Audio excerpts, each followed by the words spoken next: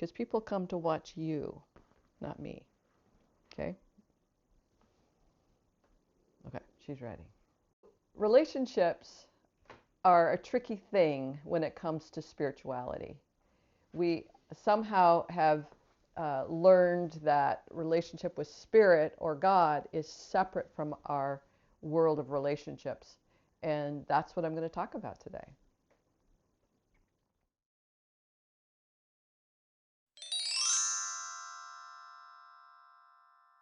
So, hello, I'm Dr. Rosie Kuhn. Welcome back to our this series, The Spiritual Dilemmas. And we're talking specifically about relationships and spirituality this month, which is June of 2021. We have these relationships with beings, whether it's our pets, our parents, our children.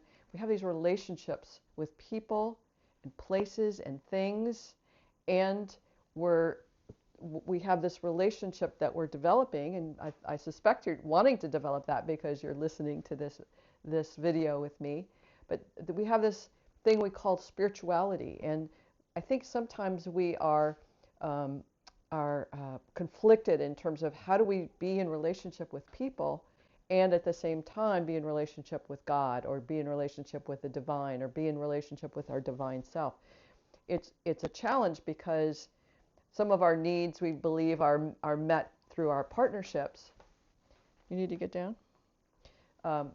Some of our needs are met through our partnerships, and then some needs we believe are met through our relationship with our spirit self and our relationship with the divine. And it's like, well, how do I know, and which is what?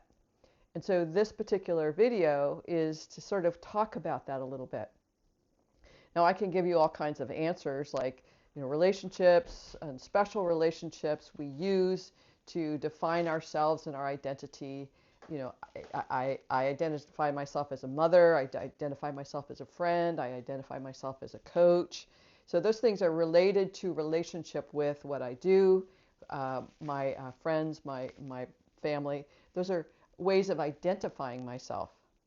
And I can do that with my spirituality. I can identify myself as a spiritual person or on a spiritual path. I do all of these things that identify me as something in relation to the external world. And that's an important element of how we get to know ourselves. But then there's the part like, who am I beyond those identities? Who am I beyond my relationship with my partner or my children?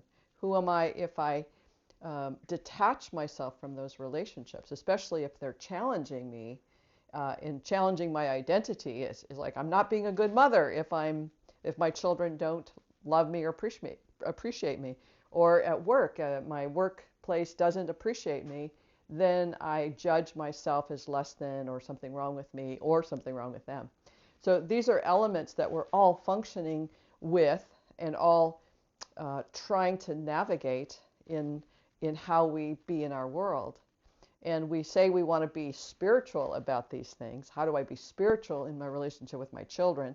How do I be spiritual in my relationship with my work or my career, the people there? How do I do that? And so, again, we're coming back to this question of who am I inside here? Because in my identifications with people, places, and things, I sometimes can feel powerless, or I can feel like hopeless, or I can feel frustrated or disappointed. I had a client the other day that she was disappointed in her grandson because he wasn't who she wanted him to be. And it's like, wow, that's really interesting.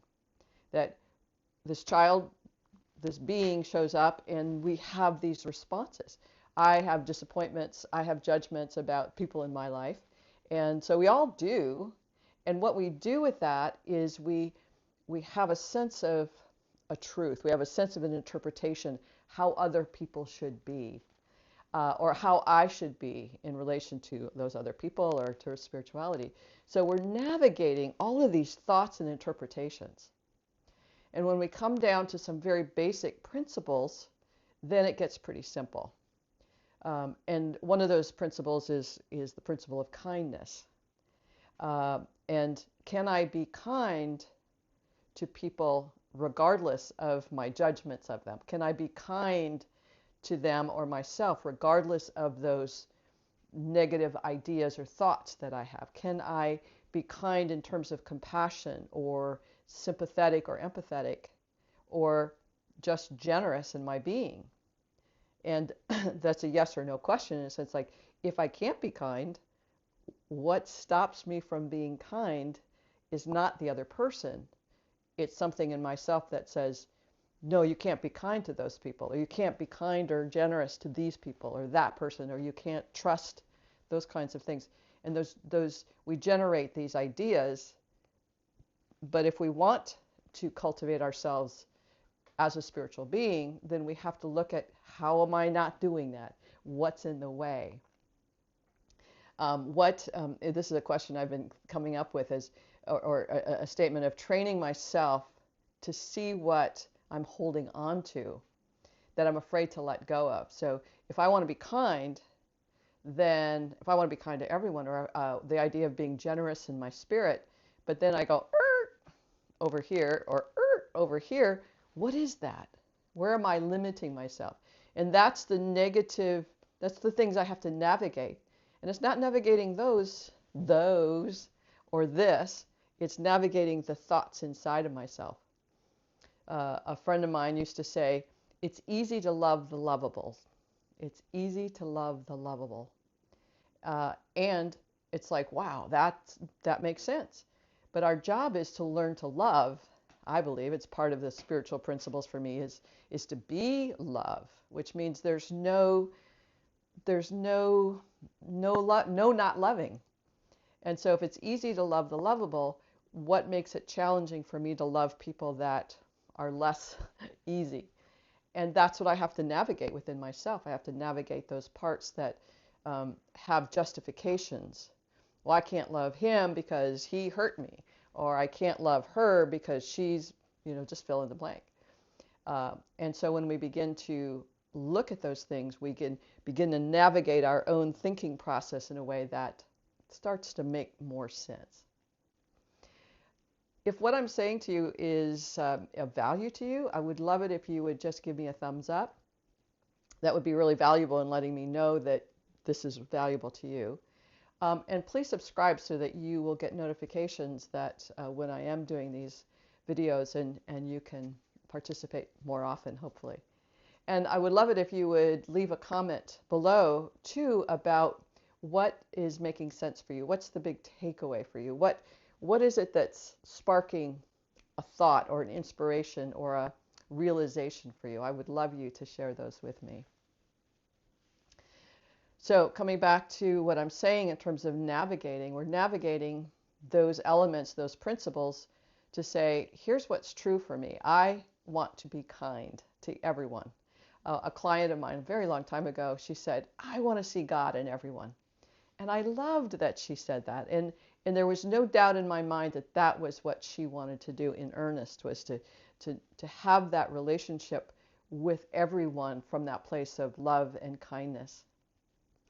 Another element that's really important is that sometimes we think that being spiritual means enabling people even when they're doing things and acting in ways that are not appropriate, that are harmful to them or other people. And we think, well, we just have to let that go. We just have to forgive. We have to forgive. We have to forgive. But there's a place where that is not kind. It's not loving. It's just maybe a bypass from being engaged in a way that is courageous, builds courage and strength within you to say to someone how you are being is hurtful. And when we can do that, we become less codependent. We can become less enabling. It's tough love to say, hey, how you're being is inappropriate. What your actions are hurtful. I love you, and what you're doing, I don't like. When we can do that, we are actually acting in the person's highest good, but more importantly, we're acting in our highest good. And when we're acting in our highest good and our highest truth, our highest knowing, we're acting in everyone's highest truth, highest knowing. Now that's for me a spiritual principle. I learned that in Neil Donald Walsh's book, Conversations with God. but it's something that really helped me look at how I be in relationship with people. And quite often I was avoiding and ignoring, and I was very afraid, and I was intimidated by my partners because I didn't want them to leave. So I wasn't honest, and I was hurting myself, and I was hurting them in a sense because I wasn't being direct with my truth. And so when we can live in the truth of our knowing and our highest principles, then we're supporting and empowering everyone to be with their own stuff, if you will. If I'm letting people get away with being harmful or saying things that are harmful, then I'm not empowering them, and I'm not owning that they have the power and the ability and the courage and the strength to take my criticism or take my truth. And if I don't see them as powerful enough or honest enough or caring enough to hear what I have to say, I probably don't want to be around them.